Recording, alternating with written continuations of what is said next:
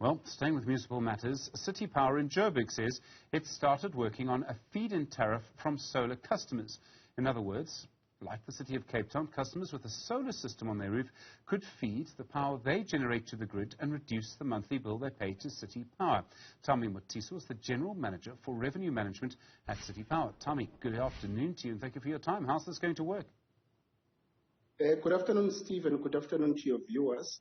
Yes, we are quite excited to introduce the feed-in tariff that will allow customers who have installed PVs or other alternative sources of energy to be able to feed into the grid. This will work by customers' application.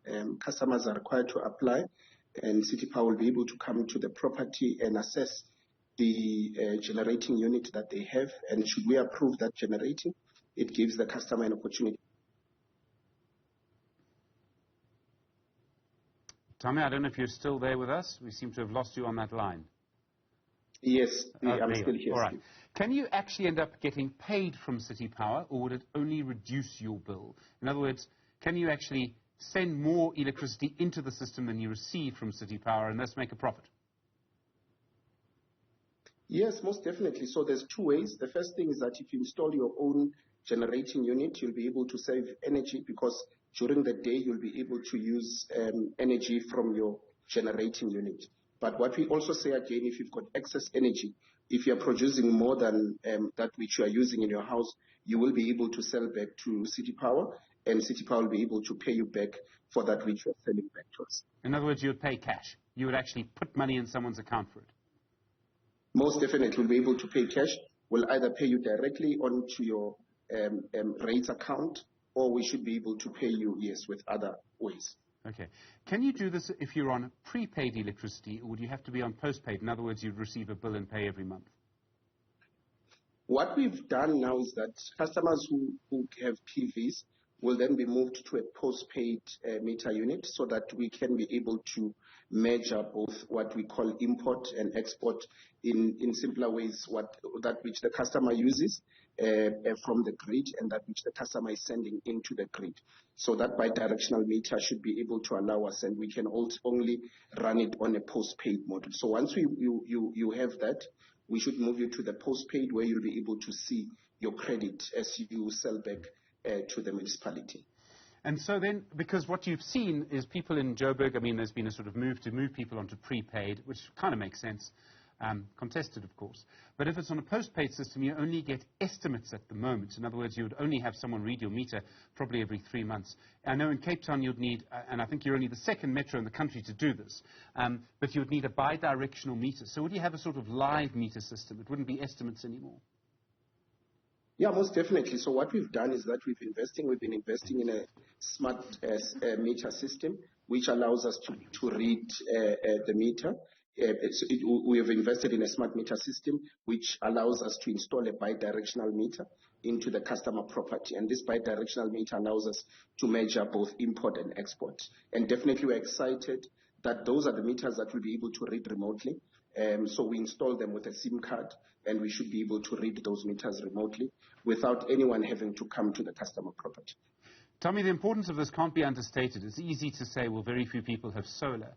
But the people who have solar or are generating their own electricity are also the ones who are able to pay their rates. And the way that our rate systems work in cities like Joburg and everywhere is that the rich subsidize the poor. And that's how the system has to work. It has to be like that.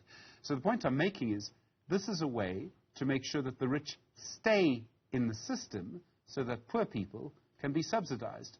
In other words, what you're possibly doing is saving the system of Joburg. So I think what is actually happening, Steve, and I know there's an element of cross-subsidizations on the tariff, but we've got solutions for areas where people are able to invest in their own systems, and we are also implementing some of the solutions where in poor areas where customers are not able to invest themselves.